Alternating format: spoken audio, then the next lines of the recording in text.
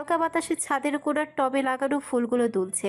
আকাশের পশ্চিম দিকটা কমলা আর বেগুনি রঙের রঙিন। সূর্যের শেষ আলো মেঘে আছড়ে আঁচড় কেটে রেখেছে। দূরে দূরে পাখিরা ঝাঁকে ঝাঁকে ফিরছে বাসার দিকে। শহরের চারিপাশে আলো জ্বলতে শুরু করেছে। গলির বাতিগুলো টিম টিম করছে। এই পরিবেশে ছাদের এক কোণায় দোলনায় বসে আছে এক মেয়ে। সে আর কেউ না, সামিয়া। আকাশের দিকে তাকিয়ে অভিযোগ করছে কারো প্রতি।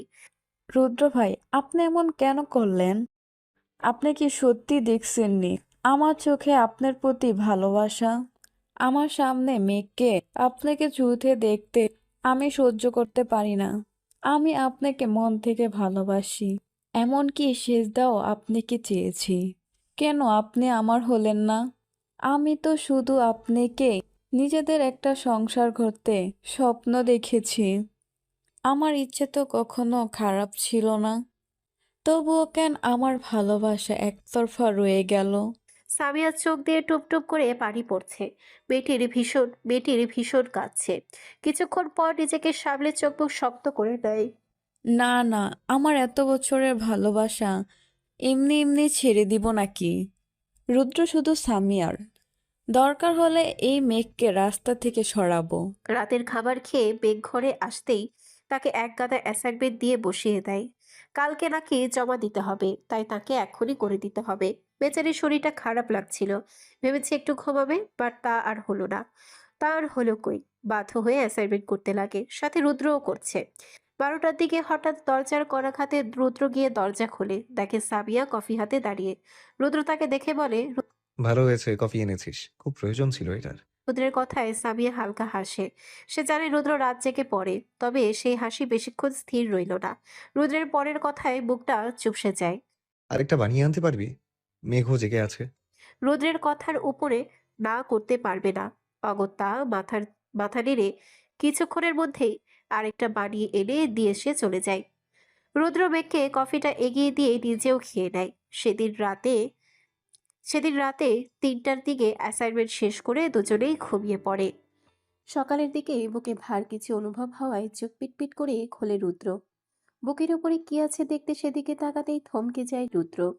মেঘের মুখটা একদম চোখের সামনে। সামনের বেবি হেয়ারগুলো কপালে ছড়িয়ে ছিটিয়ে। ঠোঁট হালকা ফুলে আছে। অনেকক্ষণ একইভাবে থাকায় গালের এক সাইডে লাল দাগ পড়ে গেছে। স্নিগ্ধতায় যেন ঘিরে রেখেছে তাকে। দু হাতে জড়িয়ে আছে রুদ্রকে। বুকের উপরে মাথা রেখে ঘুমিয়ে চমকায় রুদ্র। এই দুদিনে তো এমন করেনি মেয়েটি। রাতের বেলায়ও তো তেমন নড়াচড়া করে না। মুহূর্তেই টনক নড়ে। মেয়েটার শরীর অসম্ভব গরম হয়ে আছে। দ্রুত কপালে গলায় হাত দিয়ে যা বোঝার বুঝে যায়। জ্বর এসেছে মেঘের। রাতে হয়তো শীত লাগছিল। উষ্ণতার খোঁজেই ঘুমের মধ্যে তার কাছে এসেছে। সাবধানে মেঘকে নিজের থেকে ছড়িয়ে সাইডে শোয়ায়। ব্ল্যাঙ্কেটটা ভালো মতো মুড়িয়ে দেয় শরীরে। ঘড়ি দিকে তাকিয়ে দেখে 9টা বেজে গেছে। একটু পরেই তার ভার্সিটিতে যেতে হবে। আজকে একটা টেস্ট আছে। কি করবে না করবে ভেবে ফ্রেশ হতে চলে যায়। বেরিয়ে এসে ডিরেক্ট নিচে নামে। রুদ্রের মা তাকে দেখে খেতে ডাকে। রুদ্র, আয় খেতে বস। আর তোর বউ কোথায়? দেখছি না যে। সকাল সকালই তো উঠে যায় মেয়েটা। মেঘের হঠাৎ প্রচন্ড জ্বর এসেছে। কি বলিস? জ্বর আসলো কিভাবে? রুদ্র মনে মনে নিজেকেই গালি দেয়। কালকে পানিতে না চোবালে হয়তো এমনটা হতো না। জানি না, আমাদের নাস্তাটা দিয়ে যাও রুমে। সিদ্দিকা বেগম ভ্রু কুঁচকে জিজ্ঞেস করে। মেয়েকে খাওয়াতে পারবি তুই? রুদ্র মাথা চুলকে বলে। দাও, পারবো। আচ্ছা যা, আসমাকে দিয়ে পাঠাচ্ছি। রুদ্র যেতেই সিদ্দিকা বেগমের মুখে মুচকি হাসি ফুটে ওঠে। আসমাকে দিয়ে তাদের ঘরে খাবার পাঠিয়ে দেয়। সাথে মেঘের জন্য ঔষধও। রুদ্র মেঘকে প্রায় 5 মিনিট টানা ডেকেও উঠাতে পারছে না। হু হু করে ঘুমিয়ে যাচ্ছে। তাই শেষমেশ দুবাহু ধরে এক টানে উঠাই। পেছনে বালিশ দিয়ে হেলান দিয়ে বসাই। মেঘ পিটপিট করে ফোলা ফোলা চোখগুলো খোলে। রুদ্রকে দেখে ভ্রু কুচকায়। ঘুম ঘুম কণ্ঠে বলে। একটু ঘুমোতে দিন না, মাথা নিয়ে উঠতে পারছি না তো। রুদ্র পরোটা ছিঁড়তে ছিঁড়তে বলে। খাবারটা খেয়ে তারপর ইচ্ছা মতো ঘুমাও। এবার হাঁ করো ফাস্ট, আমার লেট হচ্ছে। রুদ্রের হাতে খাবার দেখে নাক কুচকে মুখ ফিরিয়ে নেয় মেঘ। আমি খাবো না, গন্ধে বমি আসছে। তবে কে শোনে কার কথা। মেঘের দুই গাল চেপে মুখের ভেতরে মাংস আর পরোটা ঢুকিয়ে দেয়। মেঘ ওয়াক করে ফেলতে নেয়। রুদ্র চোখ গরম করে তাকায়। যদি মুখ থেকে খাবারটা পড়ে? পানির ভয়ে মেঘ আর ফেলে না। তবে সে বসে থাকতে পারছে না। মাথা এদিক সেদিক হেলে পড়ছে। তা দেখে রুদ্র মেঘের মাথাটা তার কাঁধের উপরে রেখেই খাইয়ে দিচ্ছে, নিজেও এর মধ্যে খেয়ে নিচ্ছে। এর ফাঁকে দরজায় কেউ নক করায় রুদ্র ভেতরে আসতে বলে। সামিয়া পারমিশন পেয়ে খুশি মনে ভেতরে ঢুকতেই তাদের এভাবে দেখে বুকটা মুচড়ে ধরে। রুদ্র সামিয়াকে দেখে জিজ্ঞেস করে, কোনো দরকার? নেন না, কফি নিয়ে এসেছিলাম। রেখে যায়। সামিয়া কফিটা রেখে যেতে নিয়ে আবার ফিরে আসে। ওর কি হয়েছে? রুদ্র একবার সামিয়ার দিকে তাকিয়ে আবার মেঘকে খাওয়াতে লাগে। জ্বর উঠেছে।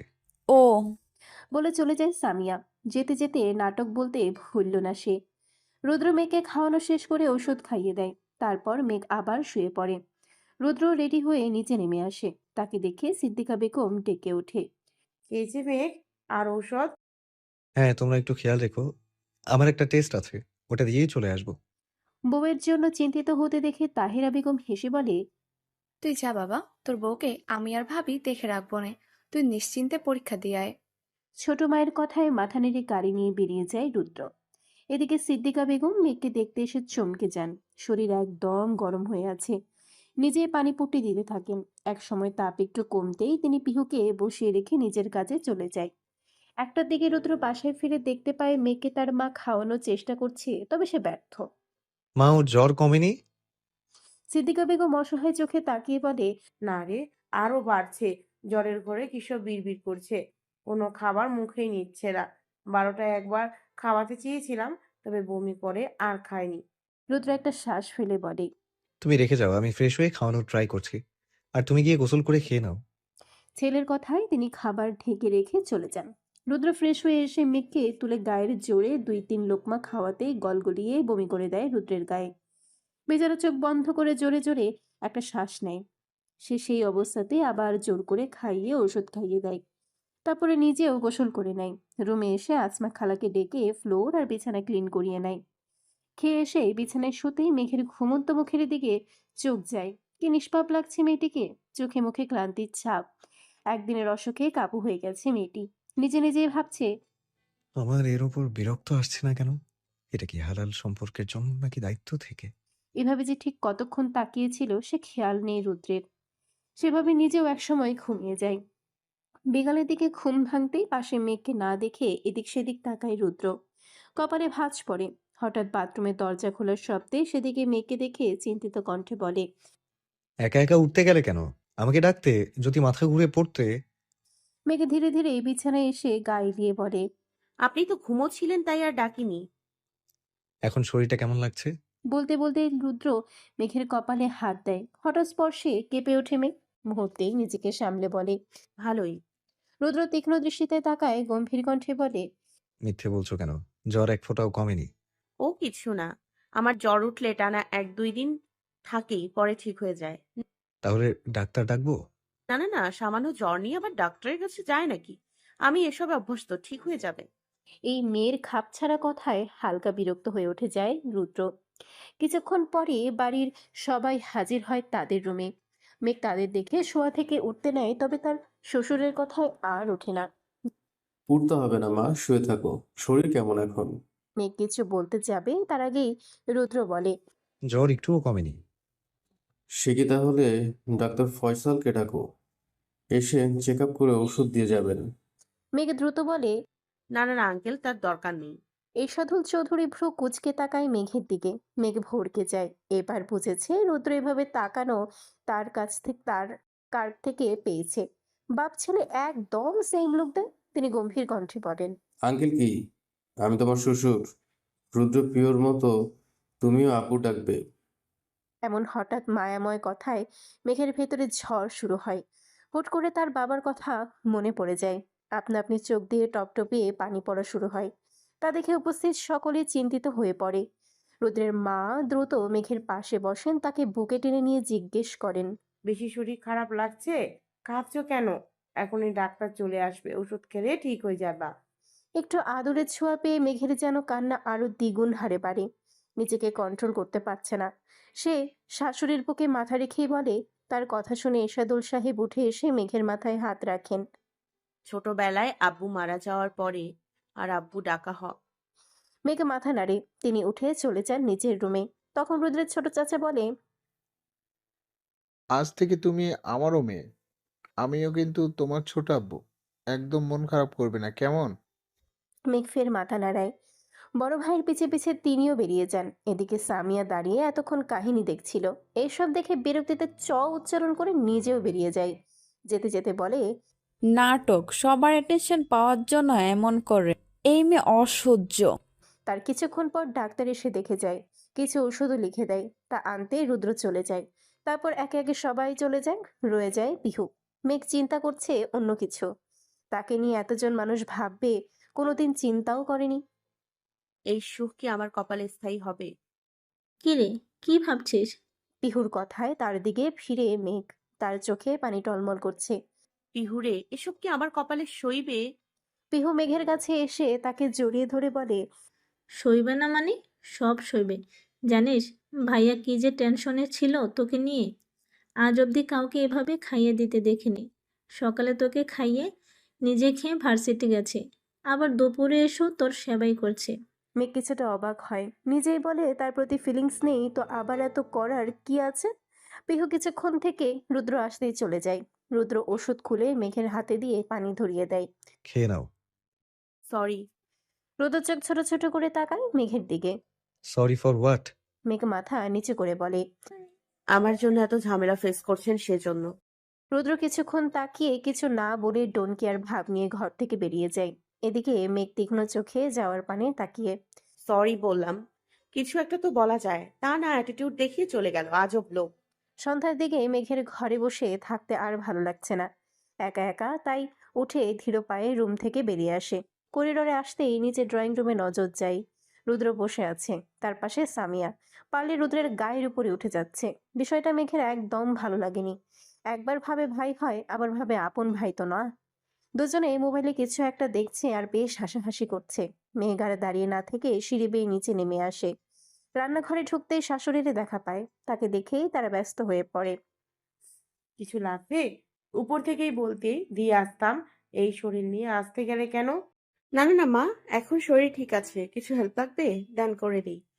তাহিরা বেগম কপট রাগ দেখিয়ে বলে, দেখো মেয়ের কাণ্ড, এই অবস্থায় সাহায্য করতে এসেছে। যাও তো, চুপচাপ গিয়ে বসো। সিদ্দিকা বেগমও ধমক দিয়ে পাঠিয়ে দেয়। তাই বাধ্য হয়ে মেঘ গিয়ে সোফায় বসে। রুদ্র একবার তার দিকে তাকিয়ে এখন কেমন লাগছে জিজ্ঞেস করে আবার মোবাইলে মন দেয়। এদিকে যেন সামিয়া মেঘকে দেখে রুদ্রের সাথে আরো চেপে বসেছে। ভীষণ বিরক্তি নিয়ে অন্যদিকে তাকায় মেঘ। প্রায় অনেকক্ষণ এভাবে থেকে বোর হচ্ছে। তাই রুদ্রকে উদ্দেশ্য করে বলে, একটু টিভিটা অন করে দেবেন? রুদ্র মেঘের কথায় টিভি ছেড়ে রিমোট তার হাতে ধরিয়ে উঠে রুমে চলে যায়। সামিয়া কিছুটা রেগে যায়। কত সুন্দর বসেছিল, এই মেয়ের জন্য রুদ্র উঠে চলে গেল। এই মেয়ে, রুদ্র ভাইয়াকে অর্ডার দাও কেন? এমনিতেই রুদ্রের সাথে চিপকে ছিল, তার উপর আবার কথা শোনাচ্ছে দেখে মুখ ফসকে বলে দেয়, আমার জামাই, আমার যা মনে চাই করব। কথাটা বলেই মেঘ মুখ চেপে ধরে। কি বলে ফেললো, বোধগম্য হতেই নিজেকেই গালি দেয়। ছি ছি, এভাবে বলা উচিত হয়নি। কি না কি ভাববে এখন। সামিয়া কটমট করে তাকিয়ে উঠে ধূপ ধাপ পা ফেলে চলে যায়। সেদিন রাতে মেঘের আবারও কাঁপিয়ে জ্বর ওঠে। সারা রাত সজাগ থেকে রুদ্রই তাকে পানি পট্টি দিয়েছে। রাত তখন ৩টা। মেঘের জ্বর একটু কমতেই তাকে রেখে রুদ্র বাইরে যায়। মাথাটা ভীষণ ধরেছে তার। কফি বানাতে নিচে নেমে আসে। প্রায় ৫ মিনিট পর কফি হাতে সিঁড়ির কাছে আসতেই সামিয়ার দেখা মিলে।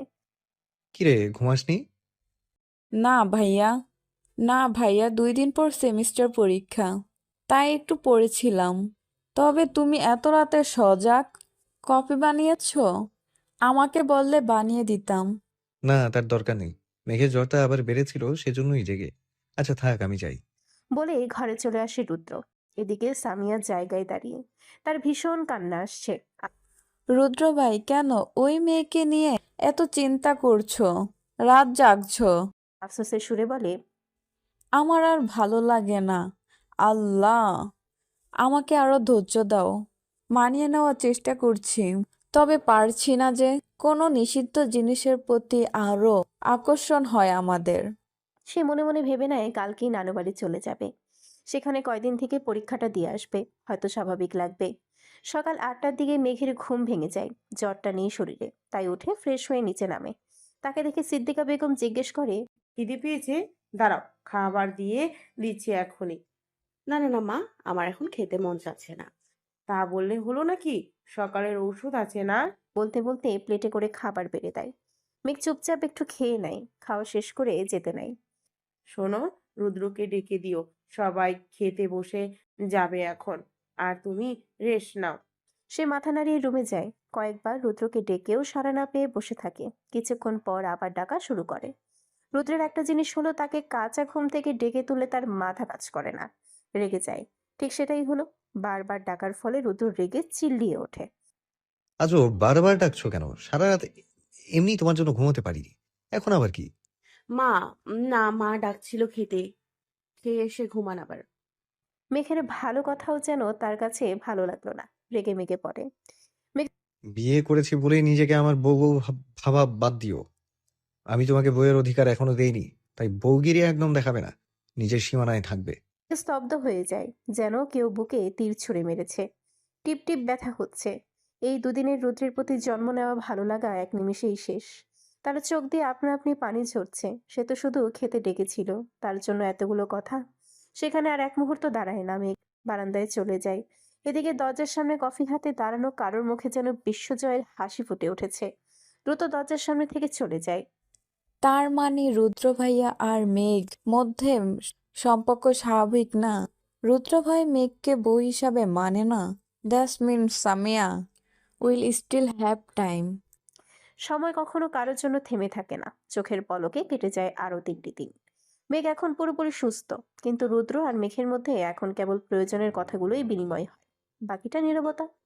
সকালবেলা চৌধুরী বাড়ির সবাই নাস্তার টেবিলে। খাওয়ার এক পর্যায়ে এরশাদুল সাহেব মেঘকে উদ্দেশ্য করে বলেন, প্রিয় ভার্সিটি যাচ্ছে, তুমিও তো এখন সুস্থ, তার সাথেই যাওয়া শুরু করো।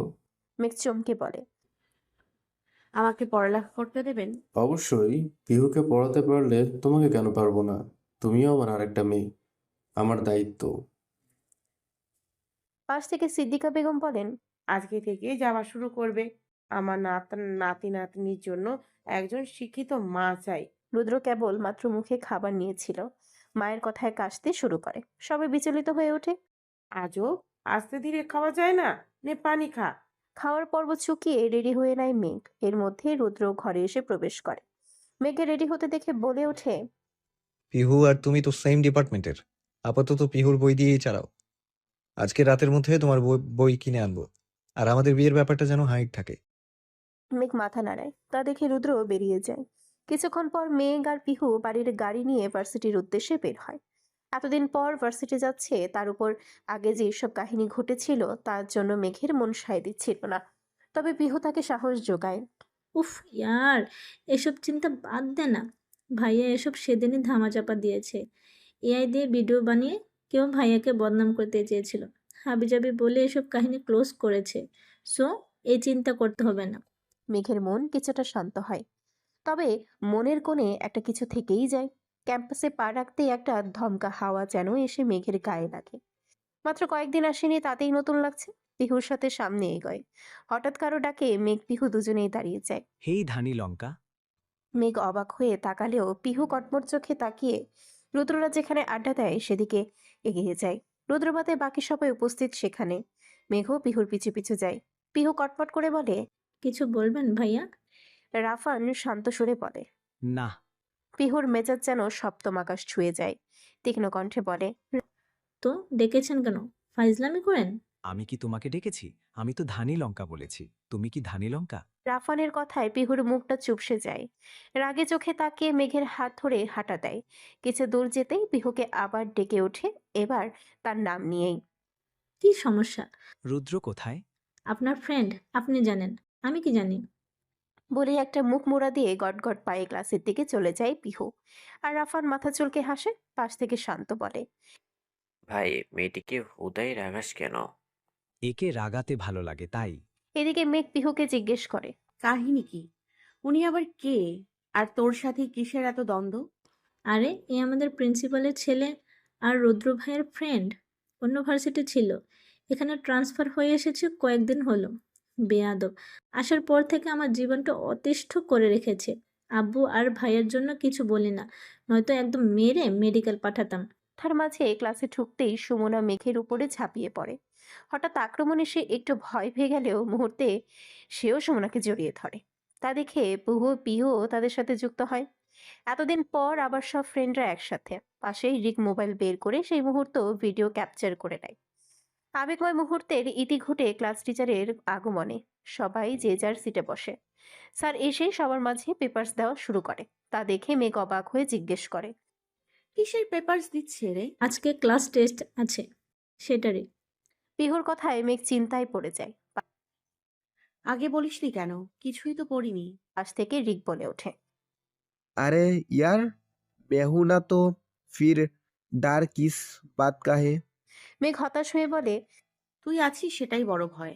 বেচারা রিকের মুখটা চুপসে যায়। পিহু সুমনা হেসে ওঠে। সুমনা বলে, তবে আজকে রিকি আমাদের ভরসা। এর কাছে নকল আছে, দেখে দেখে লিখবে, আর আমরাও এর থেকে মারবো। পিহু মেঘ চমকে ওঠে। বলিস কি? ধরা খেলে ক্লাস থেকে বের করে দেবে। আরে না, কিছুই হবে না। তাদের কথার মাঝেই স্যার প্রশ্ন দিয়ে দেয়।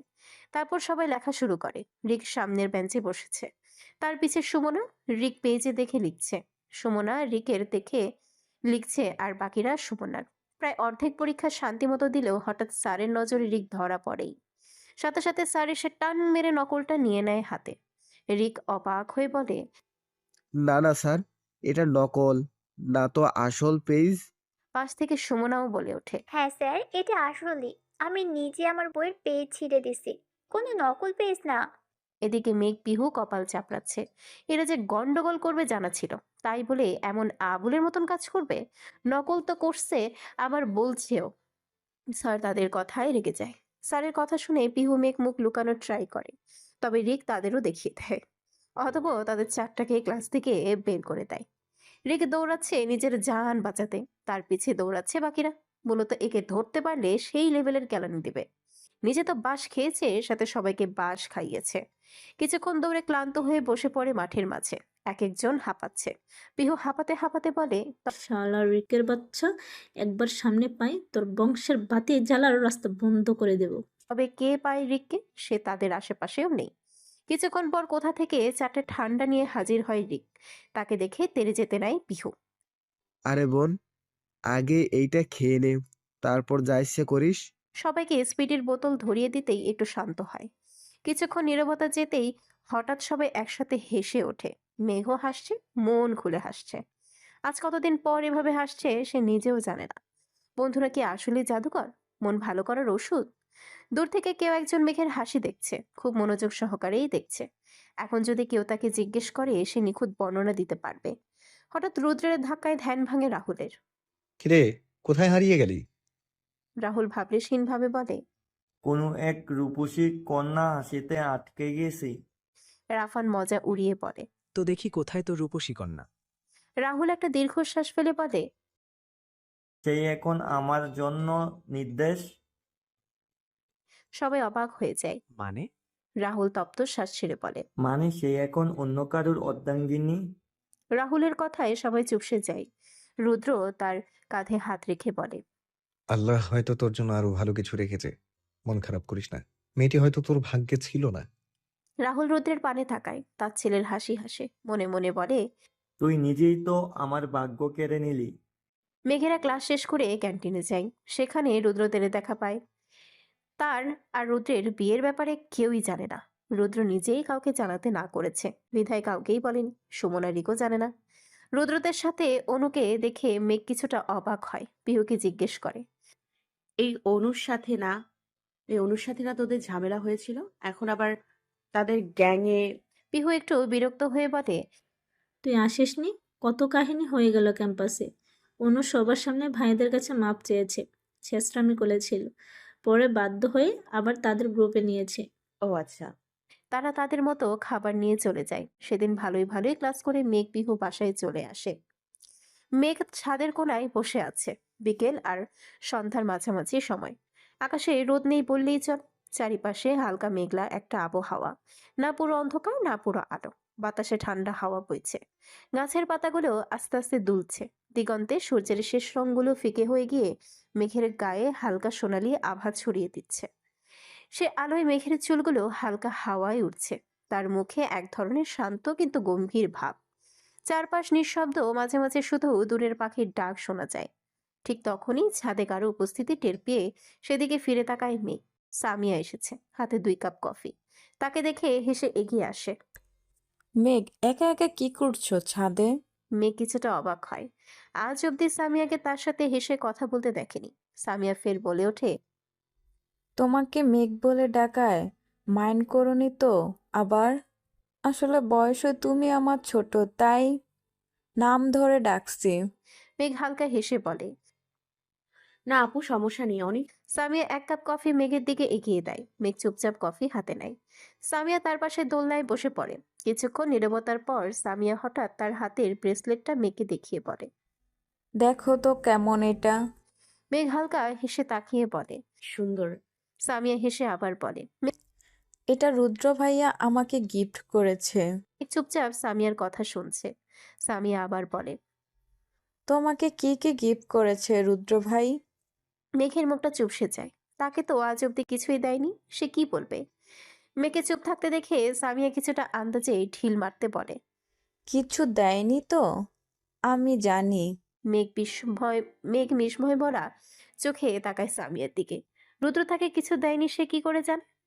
আমি জানি তোমাদের মধ্যে সম্পর্ক ঠিক নেই। মেঘ চমকে যায় সামিয়ার অবাক সুরে বলে। আপনি কি করে জানেন?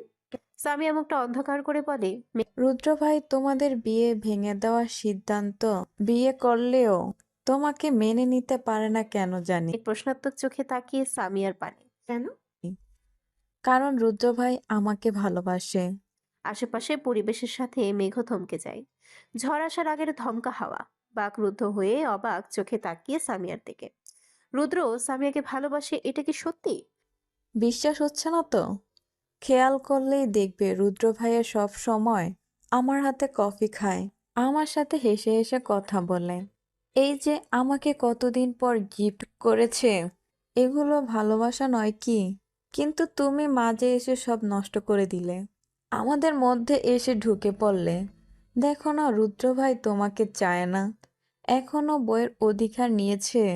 দেয়নি তো, দিবেও না। প্লিজ মেঘ, আমাদের লাইফ থেকে দূরে চলে যাও, থার্ড পার্সন হয়ে থেকো না।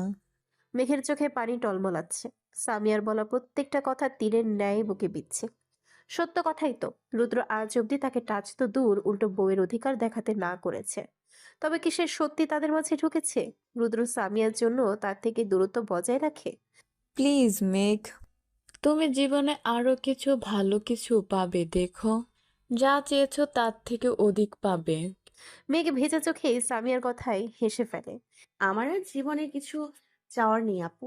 একটু থেকে একা দীর্ঘশ্বাস ফেলে বলে। জীবনে যা চেয়েছিলাম তার থেকেও দ্বিগুণ পেয়েছি। এরকম শ্বশুরবাড়ি পাওয়া ভাগ্যের ব্যাপার। যেই ভাগ্য অল্প দিনের হলেও আমার হয়েছিল। তবে কিছু কিছু পাওয়া বা চাওয়া আমাকে চায়নি। শ্বশুর শাশুড়ির মনের মতো হলেও তাদের ছেলের মনের মানুষ অন্য কেউ। স্বামীর ভালোবাসা পাওয়া প্রত্যেকটা মেয়ের জীবনের সব থেকে বড় পাওয়া। সেই কপালেই যেহেতু আমার নেই, তাহলে আর আপনাদের মাঝে থেকে কি করব? উনি যদি আমাকে ছাড়তে চান আমি ছেড়ে দিব। সামিয়া কিছুটা বিচলিত হয়ে পড়ে। না, তুমি ছাড়তে বলবে, এভাবে সম্পর্ক থাকে নাকি? মেঘ জায়গা থেকে উঠে দাঁড়ায়, তপ্ত শ্বাস ফেলে ভাঙা গলায় বলে। আপু, আমার মুখ ফুটে বলার সাধ্য নেই। উনি যেদিন বলবে সেদিন ওনার লাইফ থেকে চিরকালের জন্য চলে যাব। ধীর পায়ে সিঁড়ি বেয়ে নামছে মেঘ। চোখ দিয়ে তার পানি ঝরছে। রুমে প্রবেশ করতে খাটের উপরে রুদ্রকে দেখতে পায়। রুদ্র হঠাৎ কারো আগমনের দরজার দিকে ফিরতে মেঘের কন্তনরত চেহারা দেখে ঘাবড়ে উঠে আসে। মেঘের সামনে দাঁড়িয়ে চিন্তিত হয়ে প্রশ্ন ছুড়ে। কি হয়েছে? কাঁদছো কেন? মেঘ কান্না থামাতেই পারছে না। রুদ্র অন্য কাউকে ভালোবাসে, কথাটা সে হজমই করতে পারছে না। রুদ্রকে দেখে সামিয়ার বলা কথা বারবার কানে বাড়ি খাচ্ছে। কোন বউই বা তার স্বামীর ভাগ অন্যকে দেয়? সেখানে তার স্বামীর মন জুড়ে অন্য কেউ আছে। তাদের বিয়ে অল্প দিনের হলেও রুদ্রের প্রতি দুর্বল হয়ে পড়েছে সে। হবেই বা না কেন? তার অধিকার আছে, সে হালাল রুদ্রের জন্য। রুদ্রের মুখের দিকে অসহায় চোখে তাকিয়ে সে। হঠাৎ এক অদ্ভুত ইচ্ছে জাগলো, সাথে সাথে করুণ সুরে বলে ওঠে। আমাকে একটু জড়িয়ে ধরবেন? রুদ্র থমকে যায়। মেয়েটির গলা কেমন জানি লাগছে। তার বুকে কেমন করে উঠে এমন আকুতি ভরা কণ্ঠের কথায়। এমন আবদার সে ফেলতে পারেনি। দ্রুত মেঘকে নিজের বুকে চেপে ধরে। মেঘ ফুপিয়ে ওঠে। রুদ্রের বুকে যেন কেউ ভীষণ জোরে আঘাত করছে। মেয়েটির কান্না সে সহ্য করতে পারছে না। মেয়েকে আরো টাইট করে জড়িয়ে ধরে মাথায় হাত বুলিয়ে বলে। কি হয়েছে মেঘ? কেউ কিছু বলেছে? আমাকে বলো। মেঘ কিছুই বলে না। সেভাবেই কিছুক্ষণ থেকে রুদ্রের বুকে থেকে মাথা তুলে তার মুখপানে তাকায়। রুদ্রের বুকটা মুচড়ে ওঠে। কি করুণ সে চোখ! কান্নার ফলে মুখ লাল হয়ে আছে। রুদ্র তার দুই হাতের মাঝে মেঘের মুখটা আগলে নেয়। কি হয়েছে? কাঁদছো কেন? খারাপ লাগছে? রুদ্রের আদুরে কথায় মেঘের আরো কান্না পাচ্ছে। তবে সে নিজেকে শক্ত করে। এভাবে রুদ্রের প্রতি আরো দুর্বল হলে তো চলবে না ভেবে তার থেকে নিজেকে ছাড়িয়ে দ্রুত বাথরুমে চলে যায়। এদিকে রুদ্র হতভম্ব হয়ে আগের জায়গায় দাঁড়িয়ে সে ভাবছে মেয়েটির হঠাৎ হলোটা কি। এরপর আর মেঘের দেখা পায়নি রুদ্র। পিহুর রুমেই ছিল মেঘ। রাতে খাবার সময় সবাই নিচে নামতেই রুদ্রও নেমে আসে।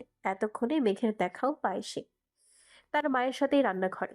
কিছুক্ষণের মধ্যে সবাই টেবিলে উপস্থিত হয়। খাওয়া শেষে এরশাদুল চৌধুরী সবার উদ্দেশ্যে বলেন, কাল বিকালে একটা পার্টিতে আমাদের স্কুল ফ্যামিলি ইনভাইটেড। সেখানে ওপর মহলের সব লোকেরা আসবে। আমরা সবাইও যাচ্ছি কাল। সেখানে রুদ্র সবার সাথে পরিচয় করিয়ে দেব, যদিও সে পরিচিত মুখী। তার কথায় সবাই রাজি হতেই তিনি চলে যান। বাকিরাও নিজেদের ঘরে চলে যায়। এদিকে রুদ্র ঘরে এসে মেঘের আসার অপেক্ষায় আছে। তখন কি হয়েছিল আবার সন্ধ্যা থেকে তাকে এত ইগনোর করেছে? কেন সেসব প্রশ্নের উত্তরেরই আশায়? ঘড়ির কাঁটায় 12টা বেজে গেছে। এখনো মেঘকে আসতে না দেখে রুদ্র বেরোয়। দেখে নিচে কেউ নেই। সবাই হয়তো শুয়ে পড়েছে। তবে মেঘ কোথায় গেল? পিহুর রুমে নয়তো? তা ভেবে সেদিকে এগোয়। পিহুর রুমে নক করতে এসে দরজা খুলে রুদ্রকে দেখে ভ্রু কুঁচকায়। কি চাই? মেঘ কোথায়? পিহু দুষ্টু হেসে বলে, কি, বউকে ছাড়া একটু থাকতে পারছো না বুঝি? এক চড় দিব। যা বলেছি উত্তর দে। হুম। মেঘ আজ আমার সাথে ঘুমাবে। রুদ্রের সাথে সাথে বলে ওঠে। কেন? আমি কি জানি, তোমার বউকে জিজ্ঞেস করো। তখনই মেঘ দরজার সামনে আসে, রুদ্রকে দেখে পড়ে। একটুর জন্য আজ পিহুর সাথেই ঘুমাবো। রুদ্র কি বলবে কিছুই বুঝতে পারছে না। এখানে রেখে যেতে মন চাচ্ছে না।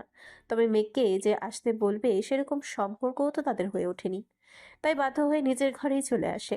বিছানায় শুতে কেমন খালি খালি লাগে। এ কয়দিনে মেয়েটি তার অভ্যাস হয়ে গেছে। কোনো রকমে সেই রাত পার করে রুদ্র নিজেও জানে না কেন এমন হচ্ছে। রাত পেরিয়ে সকাল হতেই রুদ্রের অ্যালার্মের শব্দে ঘুম ভাঙে। চোখ মেলতে পাশে তাকায়। তবে রোজকার মতন আজ মেঘ নেই। তপ্ত শ্বাস ফেলে সকালের বাতাসটা উপভোগ করতে বারান্দায় এসে দাঁড়ায়। শান্তির একটা শ্বাস নিতে যাবে অমনি নজর যায় সামনের বাগানের বড় আম গাছের ঢালে। কিছু একটার আতঙ্কে দ্রুত ঘর থেকে বেরিয়ে ছুটে চলে বাগানের উদ্দেশ্যে।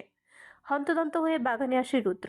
আম গাছের কাছে যেতেই দেখতে পায় দুই উড়নচণ্ডীকে, মেঘ আর পিহুকে। মেঘ গাছের বড় ডালটায় উঠে গেছে আর তার পিছিয়ে পিহু উঠছে। পেছন থেকে মেঘকে ধরে রেখেছে যেন পড়ে না যায়।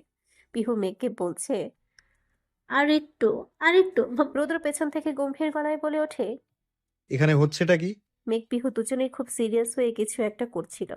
হঠাৎ রুদ্রের গলায় দুজনেই কেঁপে ওঠে। পিহু ব্যালেন্স হারিয়ে মেঘকে ছেড়ে দেয়। গাছের অতটাও উপরে সে ওঠেনি বিধায় লাফ মেরেই নেমে যায়। এদিকে মেঘ বেচারি গাছের ডালেই বসে আছে। রুদ্র ধমকের সুরে বলে, এই তোরা কি বাচ্চা? এত বড় বড় মেয়ে গাছে ওঠে? ওরে হাত পা ভাঙলে? রুদ্রের ধমক খেয়ে মেঘ পিহু দুজনেই চুপসে যায়। মেঘ এতক্ষণ সাহস করে উঠলেও এখন নিচের দিকে তাকিয়ে তার জান যায় যায় অবস্থা। পিহু আমতামতা করে বলে, ভাইয়া। পিহুর দিকে রাগী চোখে তাকিয়ে উপরে মেঘের দিকে ফিরে কর্কশ গলায় বলে, এই মেয়ে, এত উপরে যে উঠেছো, এখন যদি পড়ে গিয়ে হাত পা ভাঙে একবারও ভেবেছো? মেঘ ভয়ে গাছের ডাল আঁকড়ে ধরে মাথা ঝাঁকাচ্ছে, তার যার অর্থ না, সে এসব কিছুই ভাবেনি। রুদ্র হতাশ। মেঘ ভয় পাচ্ছে দেখে শান্ত সুরে বলল। নিচে নেমে আসো। এদিকে মেঘ রুদ্রের কথায় তাকায় নিচের দিকে। আবার সেভাবেই বসে থাকে। তা দেখে রুদ্র চিল্লিয়ে বলে, কি শুনতে পাচ্ছ না? নেমে আসতে বললাম। পড়বা এইভাবে। মেঘ একবার গাছের ডালের দিকে তাকাচ্ছে তো একবার রুদ্রের দিকে। গাছের ডালের পাখির বাসাটা অর্ধেক ঝুলে আছে। মূলত তাদের কারণেই এটা এভাবে রেখে নেমে যেতে মন মানছে না দুটো বাচ্চা পাখি এতে। তাই নিজের মনে সাহস জুগিয়ে বলে, না না না, পড়বো না। ওই পাখির বাসাটা ঠিক করেই নেমে যাব। বলেই গাছের ঢাল ধরেই একটু একটু করে আগ বাড়াতে শুরু করে। এর কাহিনী দেখে রুদ্র বারবার নেমে আসতে বলছে। তবে মেঘ ভাবছে এত দূর যেহেতু এসেছি তবে উদ্দেশ্য হাসিল করেই যাই। তাই আরো এগিয়ে যায়। পাখির বাসাটা হাত বাড়িয়ে কোনোভাবে জায়গায় রাখে, যদিও অনেকটা ভেঙে গেছে। অন্যদিকে রুদ্র এই মেয়ের কাজে রেগে মেগে গাছের ঠিক নিচে দাঁড়িয়ে আছে। পাশে সুইমিং পুল, কখন জানি পড়ে সেই ভয়। তবে রুদ্রের ভয় আর বেশিক্ষণ কাল্পনিক থাকলো না, তা বাস্তবে রূপ নিল। মেঘ পাখির ঘরটা ঠিক জায়গায় রেখে পেছন দিকে যেতে গিয়ে পিছলে নিচের দিকে পড়ে। রুদ্র তাড়াতাড়ি হাত বাড়িয়ে দেয়, কোনোভাবে মেঘকে ধরতে পারলেও শেষ রক্ষা হয়নি। উপর থেকে পড়ায় তাকে ধরে স্থির থাকতে পারেনি। কয়েক পা পিছিয়ে যেতেই ধুম করে সুইমিং পুলে পড়ে দুজনেই পানিতে পড়ে জুবুথুবু অবস্থা। মেঘ কয়েক ঢোক পানি খেয়ে উঠে রুদ্রও ভিজে গেছে। যে দিকটায় পড়েছে সেদিকে বেশি গভীর না হওয়ায় মেঘ নিজেকে সামলে নেয়, তবে রুদ্রের দিকে ফিরতেই আটকে ওঠে। রেগে আছে প্রচন্ড, চোখ লাল হয়ে আছে, চোয়াল শক্ত করে তাকিয়ে হনহনিয়ে উঠে আসে রুদ্র। বাগানের বেঞ্চে বসা রুদ্র, তার সামনে অপরাধীর মতো মাথা নিচু করে দাঁড়িয়ে আছে মেঘ আর পিহু। রুদ্র টাওয়াল দিয়ে মাথা মুছতে মুছতে গর্জন করে ওঠে। গাছে কিসের জন্য উঠেছিস? পিহু ভয়ে ভয়ে বলে, ভাইয়া, আমরা দোলনা বাঁধতে চেয়েছিলাম। নিচে থেকে দড়ি গাছের ডালে লাগানোর চেষ্টা করছিলাম। ঠিক তখনই ভুলবশত দড়িটা লেগে পাখির বাসাটা অর্ধেক পড়ে যায়। আর মেঘের তা দেখে অনেক গিল্টি ফিল হচ্ছিল। তাই গাছে উঠে ঠিক করার বুদ্ধি করে। নিজেকে বাঁচাতে পিহু আবারও দ্রুত বলে ওঠে, কিন্তু আমি না করেছিলাম। তোমার বউ কথা শোনেনি, সে আগে আগে উঠে পড়েছে। এদিকে মেঘ চোখ বড় বড় করে তাকিয়ে আছে পিহুর দিকে। কত বড় বাটপার মীর জাফর এই মেয়ে! সেও তো রাজি ছিল, এখন আমাকে ফাঁসাচ্ছে। রুদ্র রেগে মেঘের দিকে ফিরে কিছু বলতে নেবে, মুহূর্তে এসে চুপসে যায়। হঠাৎ গলার অ্যাডামস অ্যাপেল বারবার ওঠানামা করছে। কেমন অনুভূতি হচ্ছে সে বুঝে উঠছে না, তবে কিছুটা ভুলভাল চিন্তা আসছে। ভিজে যাওয়ার ফলে কাপড় একদম শরীরে লেগে আছে মেঘের। শরীরে প্রত্যেকটা ভাঁজ স্পষ্ট। ততক্ষণেই চোখ সরিয়ে নেয়। শিট, কি হচ্ছেটা কি? মনে মনে বিড়বিড় করছে। রুদ্রকে চুপচাপ দেখে পিহু বলে ওঠে, ভাইয়া, এভাবে দাঁড় করিয়ে রাখবে নাকি? আর এমন করবো না তো, এবারই ফার্স্ট অ্যান্ড লাস্ট, প্লিজ। রুদ্র দ্রুত উঠে হাঁটা দেয় রুমের দিকে। যেতে যেতে বলে যায়, আর যেন এসব বাদরামি করতে না দেখি। আর মেয়েকে এক্ষুনি চেঞ্জ করে নাও। রুদ্র যেতেই মেঘ ঝাঁপিয়ে পড়ে পিহুর ওপর। তুই আমার দোষ দিলি কেন? তুই নিজেই তো বুদ্ধি দিলি। পিহু নিজেকে ছাড়াতে ছাড়াতে বলে, আরে, পুরুষ আটকায় বউয়ের কাছে, তাই তো তোর দোষ দিছি। দেখলি না, তোকে কিছুই বলেনি, নয়তো আমাকে এতক্ষণ ছাড়তো। তবে কে শোনে কার কথা? মেঘ টেনে টুনে পিহুকেও পুলে ফেলায়। সে একা কেন ভিজবে? তাকেও ভিজতে হবে। সন্ধ্যা 6টায় চৌধুরী বাড়ির সকলেই রেডি। কিছুক্ষণের মধ্যেই বেরোবে পার্টির উদ্দেশ্যে। শুধু যাবেন না রুদ্রের মা, চাচি আর দাদিরা। মেয়েকে তার শাশুড়ি নিজে হাতে তৈরি করে দিয়েছেন। পরনে তার রেড সিল্কের শাড়ি, সাথে সাদা স্টোনের ম্যাচিং ইয়াররিং, নেকলেস ও চুড়ি। মুখে হালকা মেকআপ আর ঠোঁটে ডার্ক রেড লিপস্টিক দিয়েছে। ব্যাস, তাতেই যেন নজর কাড়া সুন্দর লাগছে। মেঘের শেষ হতেই সিদ্দিকা বেগম তার থুতনিতে ধরে মাথাটা হালকা তুলেন।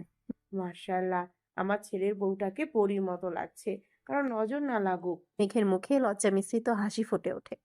তখনই পিহু এসে হাজির। শাশুড়ি বউয়ের এত ভালোবাসা দেখে সে ফাজলামি করে বলে, ঢং, শাশুড়ি বউ হবে সাপ আর নেউলের মতো তা না।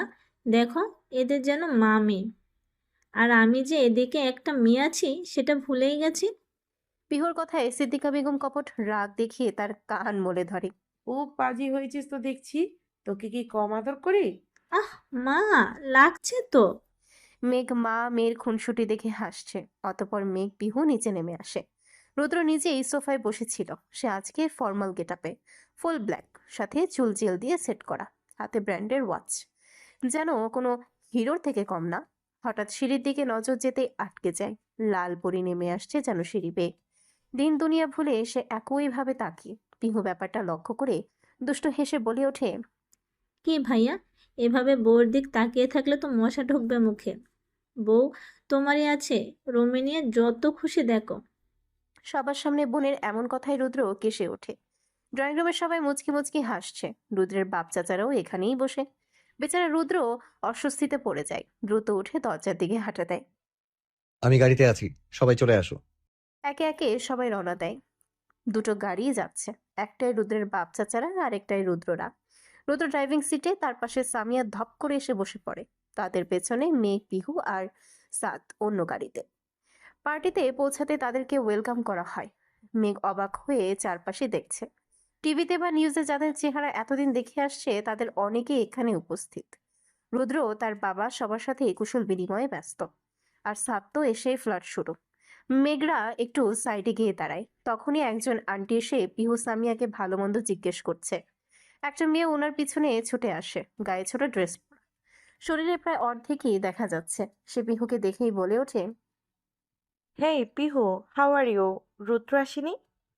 পিহু কিছুটা বিরক্ত হয়ে তবে মুখে সৌজন্যতার হাসি রেখে বলে, হ্যাঁ আপু, এসেছে ওই দিকটায়। মেয়েটি যেন এই কথা শোনার অপেক্ষাতেই ছিল। পিহুর বলার সাথে সাথেই রুদ্রের দিকে এগিয়ে যায়। পিহু হতাশ হয়ে বলে ওঠে, দেখিস, এই মেয়ে এখন ভাইয়ার গায়ে উঠে যাবে। ছেঁচড়ামি, ভাইয়ার পিছে পড়ে আছে। মেঘের দৃষ্টি তখনও সেদিকে, সাথে সামিয়াও কটমট করে তাকায়। মেয়েটি রুদ্রকে পেয়েই ভরা মজলিসেই জড়িয়ে ধরে। হঠাৎ কেউ জড়িয়ে ধরায় রুদ্র তানিয়াকে দেখে বিরক্তিতে উচ্চারণ করে দ্রুত নিজের থেকে ছাড়িয়ে নেয়। যদিও এসব কমন ব্যাপার এখানে সবার কাছে, তাও রুদ্র এদিক ওদিক তাকায়। নজর যায় দূরে দাঁড়িয়ে তাদের দিকে কঠিন চোখে তাকিয়ে থাকা মেঘের দিকে।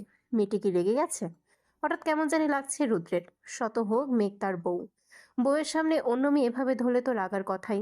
রুদ্রের ভাবনা কাটে তানিয়ার প্রশ্নে। রুদ্র, কেমন আছো? কতদিন পর দেখা। তুমি তো দেখছি আগের থেকে আরো হ্যান্ডসাম হয়ে গেছো। তানিয়া প্রত্যেকটা কথায় কথায় রুদ্রের গায়ে হেলে পড়ছে। সে কোনো মতে এই মেয়েকে ব্যস্ততা দেখিয়ে অন্যদিকে চলে যায়। হঠাৎ অ্যানাউন্সমেন্টে সবাই স্টেজের দিকে ফিরে। সেখানে এই পার্টি যে আয়োজন করেছে সে তার পাশে তানিয়া নামের মেয়েটি। লোকটি বলে ওঠে, গুড ইভিনিং এভরিওয়ান। আজকে আমার ছোট আদরের মেয়ে তানিয়ার জন্মদিন উপলক্ষে আপনাদের সবাইকে এই পার্টিতে স্বাগতম। তার কথায় সবাই হাততালি দিয়ে ওঠে। উনি আবার বলতে লাগেন, আজকে মিডিয়ার জন্য একটা তাজা খবরও আছে, যা বলতে আমার প্রাণপ্রিয় বন্ধু, আমাদের সবার প্রিয় পররাষ্ট্রীয় মন্ত্রী এরশাদুল চৌধুরী ও তার ছেলে রুদ্র চৌধুরীকে মঞ্চে আসতে রিকোয়েস্ট করছি। আবারও চারিদিকে করতালি বেজে ওঠে। চারিপাশে মেয়েরা চিৎকার করে ওঠে। রোদ্রের দিকে তাকিয়ে যেন চোখ দিয়ে গিলে খাচ্ছে। ভীষণ বিরক্ত হয় মেঘ।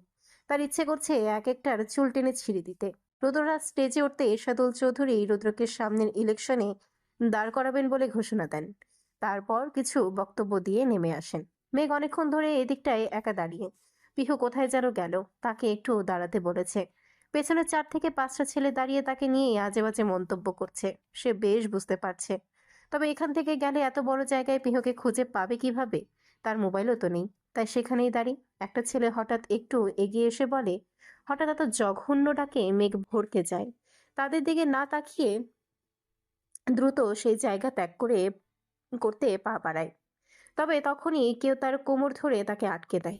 মেঘ থমকে যায়, ভয়ে আতঙ্কে হাত পা জমে যাচ্ছে যেন। কোমরে টান অনুভব হতেই কারোর সাথে একদম মিশে যায় মেঘ। দম বন্ধ শ্বাস নিয়ে তাকাতেই রুদ্রের চেহারাটা ভেসে ওঠে, চোখ ঝলমল করে ওঠে। এতক্ষণের ভয় ডর সব যেন উধাও হয়ে গেছে। রুদ্র মেঘকেও সেভাবেই ধরে দোতলার একটা খালি রুমে নিয়ে আসে। ছেলেগুলোর কথা সে শোনেনি। রুদ্রের চোখ মুখ শক্ত, রেগে আছে, তবে কেন? প্রশ্নাত্মক দৃষ্টিতে তাকিয়ে মেঘ। রুদ্র ক্ষিপ্ত গলায় বলে, শাড়ি যেহেতু সামলাতেই পারো না, তো পড়ার কি দরকার? মেঘ অবাক হয়ে বলে, সামলাতে পারবো না কেন? রুদ্রের গলা আরো কঠিন হয়ে ওঠে। ছেলেদের শরীর দেখিয়ে সামলাও? নিজের সুন্দর কোমর উন্মুক্ত করে রেখেছো মানুষকে দেখাতে? রুদ্রের কথা কর্ণপাত হতেই চমকে কোমরের দিকে নজর যায়। আঁচল অনেকটা সরে গেছে, যার ফলে পেট দেখা যাচ্ছে। দ্রুত টেনে টুনে ঠিকঠাক করে নেয়, তবে সিল্কের শাড়ি হওয়ায় এক জায়গায় স্থির থাকছে না। ফের রুদ্রের কথায় মাথা তুলে তাকায়। কি উত্তর দিচ্ছ না কেন? মেঘের কেন জানি ভীষণ রাগ লাগছে। আপনার সমস্যা কি? অন্যরা দেখলে আপনার তো কিছু যায় আসে না। মেঘের কথায় রুদ্র চোখ লাল করে তাকিয়ে আছে। মেঘের তখনকার মেয়েটির জড়িয়ে ধরার কথাটি মাথায় আসতেই আবারও বলে ওঠে, ধুর, আপনি আমাকে আনলেন কেন? পেছনে ছেলেগুলো কত প্রশংসা করছিল, আমাকে নাকি হট লাগছিল। কথা শেষ করার আগেই রুদ্র ঝড়ের বেগে এগিয়ে এসে মেঘের 2 গাল চেপে ধরে। রাগে কপালের রগ ফুলে গেছে, চোখ লাল। মেঘ ভড়কে যায়। এত রেগে যাবে ভাবেনি। রুদ্র চিল্লিয়ে বলে, কোন ছেলে বলেছে এই কথা? এক্ষুনি দেখাবি। এর এত বড় কলিজা একদম ছোট করে দিব। বল, কে বলেছে? মেঘের গাল ছেড়ে হাত ধরে যেতে নাই, তবে মেঘ জায়গায় দাঁড়িয়ে নড়ছে না। রুদ্রের এমন আচরণে সে ভয় পেয়ে যায় যদি সত্যি ঝামেলা কর। আপনার সমস্যা কি? আমাকে যা খুশি বলুন। আপনি এত হাইপার হচ্ছেন কেন? রুদ্র দাঁড়িয়ে যায়, চুপচাপ কপালে স্লাইড করছে রাগ কমাতে। তাকে কিছু বলতে না দেখে মেঘ সাইড কেটে যেতে নেয়। রুদ্র তার হাত ধরে ফেলে। নিচে যাবে না এখন, আগে পিন মেরে ভালোভাবে ঠিক করবে। মেঘের কাছে এক্সট্রা পিন নেই, পিহুর থেকে নিতেই যেতে নিয়েছিল, তবে রুদ্রের আটকানোতে তাকে আর একটু রাগাতে বলে। তো আমি তো ঠিক করব না, এমনিই ভাল লাগছে, সব ছেলেরা তাকাবে। কথাটি যেন আগুনে ঘি ঢালার জন্য যথেষ্ট। রুদ্র এবার যেন কন্ট্রোলের বাইরে। মেয়েকে ধাক্কা মেরে দেয়ালের সাথে লাগিয়ে তার দুই গাল আবারও চেপে ধরে। তুই কি রাস্তার মেয়ে? তোর শরীর যাকে তাকে দেখাবি? মেঘ ব্যথায় তা হাত সরানোর চেষ্টা করছে, তবে রুদ্রের শক্তির কাছে পেরে উঠছে না। সে বুঝছে না তাকে তো বউ হিসেবেই মানে না, তো এত কিসের রাগ? রুদ্র চিল্লিয়ে বলে ওঠে। এই রুদ্র তার জিনিসে কারো ছায়াও পড়তে দেয় না, সেখানে তার বউকে এভাবে খোলামেলা রাখবে ভাবলি কি করে? মাথায় ঢুকিয়ে রাখিস, যতদিন এই রুদ্রের নামের সাথে জড়িয়ে আছিস ততদিন অন্য কেউ তোর দিকে তাকাতেও পারবে না। মেঘ তাচ্ছিল্য করে বলে, আপনাকে যে কেউ এসে জড়িয়ে ধরতে পারবে সেটা কিছুই না, আর আমার দিকে তাকিয়েছে বলেই এখন আমার দোষ? মেঘের কথায় রুদ্র কর্কশ গলায় বলে। আমি কাউকে বলিনি আমাকে জড়িয়ে ধরতে, ওই মেয়ে হুট করে এসে ধরলে আমার কি করার? তবে তুই নিজের শাড়ি ঠিক রাখতে পারিসনি, সেটাই তোর দোষ। বলে হাত ছেড়ে দরজা দিয়ে বের হতে হতে বলে যায়। এখানেই থাকবে, আমি পিহুকে খুঁজে পিন নিয়ে আসছি, দরজা লাগিয়ে রাখো। মেঘ মুখ ভেঙে খাটে গিয়ে বসে, নিজের গাল ঘষছে আর বিড়বিড় করছে। গন্ডারের হাত। 2 মিনিট পর হঠাৎ দরজায় টোকার শব্দে মেঘ ভাবে হয়তো রুদ্র এসেছে, তাই গিয়ে দরজা খোলে। তবে বাইরে সামিয়াকে দেখে ভ্রু কুঁচকে যায়। সামিয়া হাতে দুটো গ্লাস নিয়ে ঢুকতে ঢুকতে বলে, এখানে একা একা কি? শাড়ি ঠিক করতে এসেছিলাম। সামিয়া একটা জুসের গ্লাস এগিয়ে দিয়ে বলে, নাও, আসার পর থেকে কিছু খাওনি, এটা খেলেও ভালো লাগবে। মেঘের কপালে কিছুটা চিন্তার ছাপ পড়ে। সামিয়া তার এত খেয়াল রাখছে হঠাৎ, তবে এসব ভাবনার মাথা থেকে ঝেড়ে ফেলে দেয়। গ্লাসটা হাতে নিয়ে থ্যাঙ্কস বলে। মেঘের খাওয়া শেষ হতেই সামিয়া উঠে দাঁড়ায়। মেঘ, তুমি থাকো, আমাকে আব্বু ডাকছিল। মেঘ আচ্ছা বলে উঠে দাঁড়ায় দরজা লাগানোর জন্য, তবে উঠতেই মাথা চক্কর দিয়ে ওঠে, সাথে সাথে বসে যায় আগের জায়গায়। চারিদিক কেমন ঘোলাটে লাগছে, তারপর আর কিছুই হুঁশ নেই। রুদ্র পিহুর থেকে পিন নিয়ে সেই রুমে আসতে ভ্রু কুঁচকে যায়। দরজা লাগিয়ে রাখতে বলেছিল এই মেয়ে, খুলে রেখেছে। যেই একটা ধমক দিবে ভেবে ঢুকে পড়ে, তবে ঘরে ঢুকতে হতভম্ব হয়ে যায়। Hands up. चिंगम की चांगुल से बसना इम्पॉसिबल। কোমরে আঁচল বেঁধে ঘাটের উপরে দাঁড়িয়ে হাতের চিরুনি বন্দুকের মতো রুদ্রের দিকে তাক করে দাঁড়িয়ে আছে মেঘ। What the? রুদ্র অবাক, হলো কি এই মেয়ের? সামনে এগোতে যাবে মেঘ লাফিয়ে ওঠে, মুখ দিয়ে বলছে, डिचकाओ डिचकाओ। এই কে আছো? ডিচকাও ডিচকাও, এই কে আছো? 999 কল লাগাও। ব্যাটম্যান কই? সুপারম্যান ডাক, সুপারম্যান ডাক, হেলিকপ্টার নামাও, ডাক। Vroom vroom vroom. রুদ্রের পা সেখানেই থেমে যায়। এটা কি মেঘ? কি করছে এইসব? কি বকছে? রুদ্র বিস্ময় নিয়ে বলে। মেঘ, হোয়াট আর ইউ ডুইং? তৎক্ষণাৎ মেঘ টলতে টলতে তেড়ে আসে রুদ্রের দিকে। তার থেকে খাটো হয় পা উঁচু করে, তবে শরীরে ব্যালেন্স করতে পারছে না। পড়ে যেতে নাই রুদ্র তার কোমর পেঁচিয়ে ধরে রাখে। এবার মেঘ চিরুনি গিয়ে চাকুর মতো করে রুদ্রের গলায় ধরে। এই মেঘ কেডা? হ্যাঁ, আই চিংগাম স্যার। যা আছে সব বের কর। না না না, কিছু একটা ভেবে বলে। না না না, এটা তো জনের ডায়লগ। রুদ্র কিছুই বুঝছে না, সে হাসবে না সিরিয়াস হবে। মেঘের মুখের এক্সপ্রেশন খুবই ফানি লাগছে, আবার এমন করছে কেন সেটাও বুঝে উঠছে না। তবে রুদ্রের ভাবনা কাটে মেঘের কান্নায়। হুট করে ঠোঁট ভেঙে কেঁদে ওঠে মেঘ, চোখে পানি নেই, তবে মুখে শব্দ। রুদ্র ঘাবড়ে যায়, দ্রুত মেঘকে টেনে নিয়ে বিছানায় বসিয়ে দেয়। কি হয়েছে, কাঁদছো কেন? মেঘ রুদ্রের কথায় ফ্যাল করে তাকিয়ে থাকে তার মুখের দিকে। হঠাৎ এক অদ্ভুত কাজ করে বসে। রুদ্র যেন একদম জমে গেছে। মেঘ রুদ্রের দুই গালে টেনে ধরে দুম করে ডান গালে একটা কিস করে বসে। তারপর মুখের একদম সামনে গিয়ে চোখ বড় বড় করে রুদ্রের পুরো মুখে দেখতে লাগে। আপনি না অনেক কিউট, দেখলেই মনে চায় একদম চকলেটের মতো খেয়ে ফেলি। একটু খাই? বলে হা করে কামড় দিতে এগোয়। রুদ্র দ্রুত মেঘের মুখ ধরে ফেলে। সে বেশ বুঝতে পারছে মেঘ ড্রাঙ্ক, নয়তো এসব কথা মেঘের মুখে সজ্ঞানে বাপের জন্মেও বেরোবে না। মেঘকে ধরে বিছানায় বসায়। এই স্টুপিড, তুমি কি কিছু উল্টাপাল্টা খেয়েছো? কি? রুদ্রের কথায় মেঘ কিছুক্ষণ তার দিকে তাকিয়ে গালে একটা আঙ্গুল দিয়ে সিলিং ফ্যানের দিকে তাকিয়ে কিছু একটা ভাবছে। মেঘের এই এক্সপ্রেশন দেখে রুদ্র আর হাসি কন্ট্রোল করতে পারেনি। জোরে হেসে ওঠে, একদম বাচ্চাদের মতন বিহেভ করছে।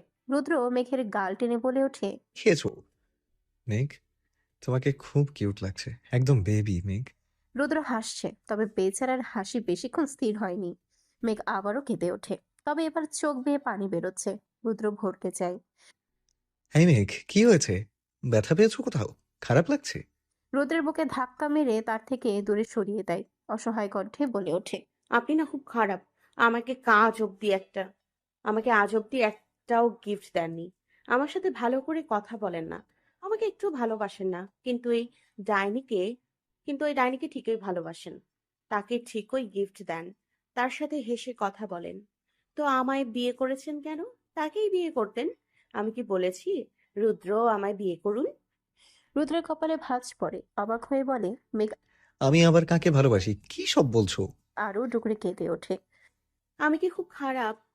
আমাকে কি একটু ভালোবাসা যায় না? জানেন, আব্বু মারা যাওয়ার পর আমাকে না কেউ একটু আদর করেনি, ভালোবাসেনি। আব্বু তো অ্যাক্সিডেন্টে মারা গেছে। আমি তো মারিনি। তাহলে আমাকে কেন সবাই অপয়া, অলক্ষী বলে দূরে সরিয়ে দেয়? রুদ্র অবাক হয়ে শুনছে মেয়েটির ভিতরে চাপা কষ্ট। মেঘ একটু থেমে আবারও বলে ওঠে, বড় আম্মু, বড় আব্বু, বড় আব্বু যাই আমাকে সাপোর্ট করতো, বড় আব্বু যে আমাকে সাপোর্ট করতো, ভালোবাসতো, তবে এখন উনিও আমাকে ঘৃণা করেন। আমার খোঁজই নেননি। আর আমার মা তো আমাকে ছোট থেকে অপছন্দ করে। আমি একটু আদর পাওয়ার লোভে কত কেঁদেছি জানেন। কিন্তু আম্মু রিমিকে আদর করতো, আমাকে করতো না। উল্টো আমার উপর রাগ দেখাতো, মারতো। আচ্ছা, কোনো মা কি তার পেটের মেয়ের সাথে এমন করতে পারে? রুদ্রের ভীষণ খারাপ লাগছে। মেঘকে টেনে এক হাতে জড়িয়ে ধরে। মেয়েটা হুঁশে নেই, তবে মনের ভেতরে চাপা রেখে চেপে রাখা সব কথাই বলছে। রুদ্র ভীষণ অবাক, এইটুকু মেয়ে এত কষ্ট সহ্য করেছে। খুব মনোযোগ দিয়ে শুনছে তার অভিযোগগুলো। তার কথায় সাড়া দিতে মাথা নেড়ে বোঝায় না। মেঘ হেসে বলে, কিন্তু আমার মা এমন করতে পারে।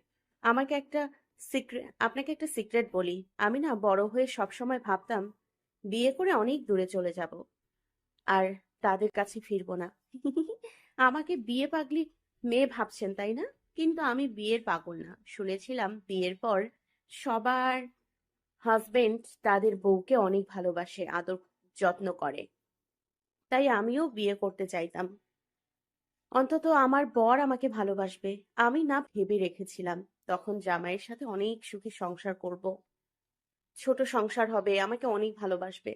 কিন্তু না আমি অনেক বড় এক- কিন্তু না আমি অনেক বড় একটা সংসার পেয়েছি। মা বাবার ভালোবাসা শ্বশুর শাশুড়ির থেকে পাচ্ছি। কিন্তু যার সাথে সংসার করি সে আমাকে চায় না। সে আমাকে বউ হিসেবেই মানে না। তার মনে অন্য কেউ। তাহলে এত কিছু পেয়ে কি লাভ হলো? রুদ্র নিশ্চুপ হয়ে তাকিয়ে আছে মেঘের মুখপানে। তার ভিতরে তোড়পাড় চলছে। তার প্রতি মেঘের এত অভিযোগ, নিজের প্রতি রাগ হচ্ছে। আসলেই তো তাদের সম্পর্ক আর 5টি স্বামী স্ত্রীর মতো না। তবে বিয়ে করে কি মেঘের জীবন নষ্ট করলো সে? কিন্তু অন্য চিন্তা তার মাথায় ঘুরপাক খাচ্ছে। তার মনে কেউ আছে, সেটা মেঘকে কে বলল? তার তো এমন কেউ নেই। মেঘ তার মাথাটা রুদ্রের কাঁধে রাখে, ফুপিয়ে ওঠে। রুদ্র তাকে শান্ত করতে মাথায় হাত বুলিয়ে দিচ্ছে। তখনই সেখানে পিহু আর সামিয়া আসে। মেঘের দরজার সামনে সামিয়াকে দেখে রেগে যায়। রুদ্রকে ছেড়ে উঠে যায় তার দিকে, ডিরেক্ট সামিয়ার চুলে ধরে। এই ডাইনি, তুই আবার এসছিস আমার জামাই কেড়ে নিতে? লজ্জা করে না তোর? হঠাৎ আক্রমণে সামিয়া বুঝে ওঠেনি, তবে মুহূর্তেই মেঘের কথা শুনে শুকনো ঢোক গিলে। এই রে, এই মেয়ে যদি বলে দেয় সেদিনকার কথা, তাহলে তো বাস খাবো। তাই মেঘের কথার মাঝেই চিল্লানো শুরু করে। আহ মেঘ, করছো কি? রুদ্র ভাইয়া দেখো না কি করছে মেঘ। পিহু ছাড়া। পিহু রুদ্র দ্রুত মেঘকে ছাড়িয়ে আনে তার থেকে। রুদ্র মেঘকে চেপে ধরে বলে, ও ফুললি ড্রাঙ্ক। সেই কখন থেকে উল্টাপাল্টা আচরণ করছে। আমি ওকে নিয়ে যাচ্ছি গাড়িতে, তোরা গেলে আব্বুকে বলে আয় ফার্স্ট। পিহু চিন্তিত হয়ে বলে, তুমি ওকে একা নিয়ে যেতে পারবে যেই অবস্থায়? পারবো। সামিয়া পিহু চলে যায় ইরশাদুল চৌধুরীর উদ্দেশ্যে। এদিকে রুদ্র মেঘের শাড়ির আঁচল একদম শরীরে পেঁচিয়ে দেয়। তাকে ধরে কোনো রকমে বেরিয়ে আসে। মেঘ একবার এদিকে ছুটে নেয়, তো আবার ওদিকে। গেটের সামনে আসতেই বাঁধে আরেক ঝামেলা। পেছন থেকে তানিয়া রুদ্র রুদ্র ডেকে ছুটে আসে, একদম তাদের সামনে এসে দাঁড়ায়। ন্যাকামি করে বলে, কই ছিলে তুমি এতক্ষণ ধরে? খুঁজেছি। কোথায় যাচ্ছ? আসো, আমরা কাপল টেস্ট করব। মেঘ যেন তেলে বেগুনে চলে ওঠে। দ্রুত টলতে টলতে রুদ্রের হাত থেকে নিজেকে ছাড়িয়ে শাড়ির আঁচলটা রুদ্রের মাথার উপরে দিয়ে ঢেকে দেয়। বাসর ঘরে বউকে যেভাবে ঢেকে বসিয়ে রাখে ঠিক তেমন করে। শুধু এটা করে চোখ নেই সে, রুদ্রকে কভার করতে দুই হাত দুই দিকে ছড়িয়ে একদম তানিয়ার সামনে দাঁড়ায়। তানিয়া মেয়েটি অবাক হয়ে চেয়ে আছে। মেঘ চোখ বড় বড় করে রেগে বলে, এই শাকচুন্নি, আমার হ্যান্ডসাম জামাইয়ের দিকে এত কিসের নজর? আর একবার টাচ করলে তোকে টাকলু বানাই, টাকলা টাকলা গানে নাচবো, পরে শেখ হাসিনার মতো লুকিয়ে পালাবি। এইটা আমার পুকি জামাই, খালি আমার, শুনেছিস? রুদ্র মাথা থেকে আঁচল সরিয়ে নেয় সাথে সাথে। ইচ্ছে করছে নিজের মাথায় নিজে বাড়ি দিতে। মেয়েকে ধরতে ধরতে বলে, বইন কিছু বলিস না, এখান থেকে যা প্লিজ। আমার বউরে আর উছলাইস না। বলতে বলতে মেয়েকে টেনে টুনে গাড়ির দিকে নিয়ে আসে। এদিকে তানিয়া বেচারি মুখ ভোতা করে সেখানেই দাঁড়িয়ে, সব মাথার উপর দিয়ে যাচ্ছে তার। গাড়ির সামনে আসতেই রুদ্র দরজা খোলে। তবে মেঘ রুদ্রের হাত ফসকে দৌড়ে গাড়ির সামনে গিয়ে রাস্তায় বসে পড়ে। এদিকটা পার্কিং এরিয়া, মানুষজন নেই। রুদ্র তাড়াতাড়ি মেঘের সামনে গিয়ে হাঁটু মুড়ে বসে। মেঘ, কি করছো? এটা রাস্তা, উঠে আসো, আমরা বাসায় যাব। তবে মেঘ নাছর বান্দা, সে যাবে না। না না না, আমি যাব না, আমি আইসক্রিম খাবো। কিনে দিব তো, তুমি আগে আসো গাড়িতে, তারপর দিচ্ছি। তবে মেঘ তার কথায় অটল। আপনি আমাকে একটু ভালোবাসেন না? একটা আইসক্রিমই তো চেয়েছি শুধু। রুদ্র হতাশ। এই মেয়ে আজকে নাকানি চুবানি খাওয়াচ্ছে তাকে, আবার কান্না শুরু। তাকে সামলাতে মেঘের দুই গাল ধরে আদরে সরে বলে ওঠে, না না, আমি তোমাকে অনেক ভালোবাসি তো, সত্যি কিনে দেব। দেখো, এখানে কোনো দোকান নেই, সামনে আছে, সেখান থেকে কিনে দেব। মেঘ ফ্যাল ফ্যাল করে তাকায় রুদ্রের দিকে। আপনি সত্যি আমাকে ভালোবাসেন? রুদ্র মেঘকে কোলে তুলে নেয়। গাড়িতে বসাতে বসাতে তপ্ত শ্বাস ফেলে বলে, ভালোবাসি কিনা জানি না, তবে তোমার আশেপাশে থাকতে ভালো লাগে। তোমার কান্না আমার সহ্য হয় না, তোমার কিছু হলে আমার খুব খারাপ লাগে। এক কথায় তুমি আমার অভ্যেস হয়ে গেছো। মেঘের মাথায় কিছুই ঠোকেনি। তাকে পেছনের সিটে বসিয়ে দেয়। তখন পিহুরাও চলে আসে। পিহু দ্রুত গতিতে উঠে মেঘকে ধরে বসে থাকে। পিহুকে দেখে মেঘ অবাক চেহারা করে, তার নাক গাল টানা শুরু করে। আরে, তুমি তো আমার বান্ধবী পিহুর মতো দেখতে। পিহু বেচারি নাক মুখ লাল হয়ে গেছে মেঘের টানাটানিতে। আরে বোন, মাফ কর, আমি পিহু রে। তখনই সামিয়া রুদ্রের পাশের সিটে বসে। মেঘের নজর সেদিকে চায়। পিটপিট করে তাকিয়ে বোঝার চেষ্টা করে এটা খেয়ে। মুহূর্তেই রেগে যায়। রুদ্র গাড়ি স্টার্ট দিবে এমন মুহূর্তে মেঘ চিল্লিয়ে ওঠে, এই ডাইনি সামনে কেন এসছে? আমার জামাইয়ের কাছে একমাত্র আমি বসবো। এই মেয়ে, সর সর। বলতে বলতে সে গাড়ির ভেতরে দিয়ে সামনের সিটে চলে যাচ্ছে। এদিকে রুদ্র তাকে ধরে সামিয়াকে বলছে। তুই পেছনে চলে যা। সামিয়া রেগে মেগে পেছনে গিয়ে বসে। মেঘ সামনে বসে, পেছনে ফিরে সামিয়াকে ভেঙচিয়ে দেয়। সামিয়ার আগে কটমট করছে। পিহু মেঘের এসব দেখে হাসতে হাসতে শেষ। রুদ্র তাকে সিট বেল্ট বেঁধে দিয়ে স্পিডে ড্রাইভ করছে, যত তাড়াতাড়ি সম্ভব বাসা যাবে বলে। মেঘ একটা রিক্সা দেখে বলে ওঠে, আরে হেলিকপ্টার। সামিয়া বিরক্তি নিয়ে বলে, এইটা লিকোসার হেলিপোর্টার মাটিতে চলে নাকি আজব? মেঘ মুখ ফুলিয়ে বলে, না না না, ওইটা হেলিকপ্টার। হেলিকপ্টার মাটিতে চলে আর রিক্সা আকাশে ওড়ে, তাই না? রুদ্রের দিকে তাকিয়ে প্রশ্ন করে। রুদ্র মাথা নেড়ে হু হু করে। মেঘের আজব আজব কথা শোনাতে শুনতে গাড়ি চলছে। হঠাৎ গাড়ির সামনে একটা লোক চলে আসায় দ্রুত ব্রেক কষে, যার ফলে হাতে একটু ব্যথাও পায়। হাত ঝাড়তে ঝাড়তে বলে, শিট, একটুর জন্য অ্যাক্সিডেন্ট হয়ে যেত। Careless people. তবে মেঘের কথায় চটজলদি হতভম্ব হয়ে পাশে ফিরে তাকায়। মেঘ জানালা দিয়ে অর্ধেক বডি বের করে রেখেছে। কাউকে বলছে, ওই হালারপুত দেখে চলতে পারিস না? চোখ কি বাসায় বউয়ের কাছে রেখে এসছিস? ভুঁড়ি নিয়ে হাঁটতে পারিস না তো ভুঁড়িটাও বাসায় বউয়ের কাছে রেখে আসতি। আমার গেদুর আব্বুটা তোর জন্য ব্যথা পায়। Oh shit. দ্রুত মেঘকে টেনে গাড়ির ভেতরে ঢুকায়। লোকটি রেগে মেগে তেড়ে আসছে। হুদাই ঝামেলা করতে চায় না এই সময়, তাই মেয়েকে এক হাতে চেপে ধরে অন্য হাতে গাড়ি স্টার্ট দেয়। এই মেয়ে আবার কখন কি বলে দেয় কে জানে। সামিয়া এসব দেখে বলছে, কি বেয়াদব মেয়ে, শিক্ষা দীক্ষা নাই নাকি? কোথায় কিভাবে কথা বলতে হয় জানো না? মেঘ ঠোঁট উল্টে সামিয়ার দিকে একবার তাকায়, তো রুদ্রের দিকে তাকিয়ে কান্না ভাব করে বলে ওঠে, এই ডাইনি আমায় বকা দিয়েছে। ওই আমার মা গো, আমি এর বিচার চাই, আমার মা গো। রুদ্র মেঘের বিলাপ শুনে ফিক হেসে উঠে, সাথে পিহু হাসতে হাসতে পেটে ব্যথা। তাদের হাসি দেখে মেঘ আরো বিলাপ করে পড়ে। আমাকে বকা দিয়েছে আর ওরা হাসছে। ওই আমার মা গো। রুদ্র মনে মনে বিড়বিড়ায়। এই মেয়ে পুরাই কার্টুন। পিহু সামিয়ার উদ্দেশ্যে করে বলে। আপু দেখছো না মেঘ নিজের হুঁশে নেই। এই অবস্থায় শিক্ষার কথা কিভাবে বলো?